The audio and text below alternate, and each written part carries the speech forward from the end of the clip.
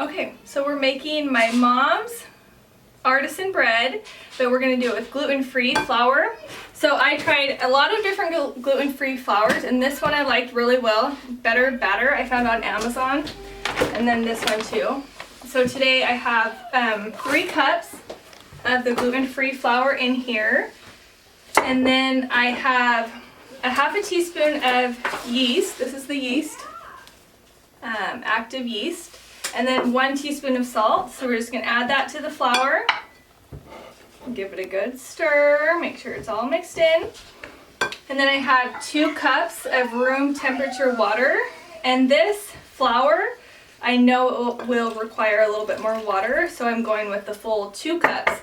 When we use all-purpose flour, we start with about one cup and a half, and then we see how it goes from there.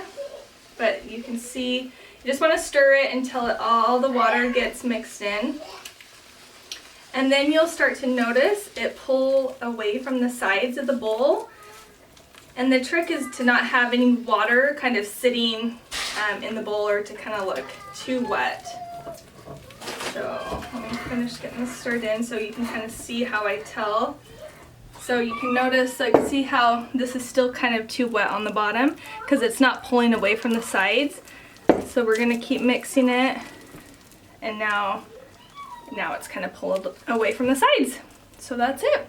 We're going to put a lid on it and let it kind of let the yeast work for about 8 hours. This is what it looks like after it's been sitting here. And we skip the part where you degas it. Basically, you just pour it in your pan, the gluten-free flour. And the pan has already been sprayed. And then I just spread it down.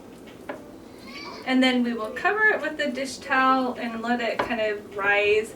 The gluten-free bread doesn't really rise too much after the hour, but we'll show you what that looks like after this. This is what the bread looks like after it's been rising on your counter. The gluten-free flour, it does not rise as much after the hour. Unlike the all-purpose flour, you'll notice a change. So then we're going to cover it with tin foil, and I'll show you how to do that.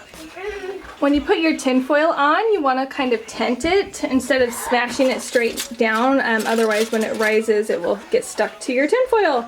So we'll stick it in the oven at 400 degrees for 30 minutes, and then we'll take the tin foil off for the last 10 minutes.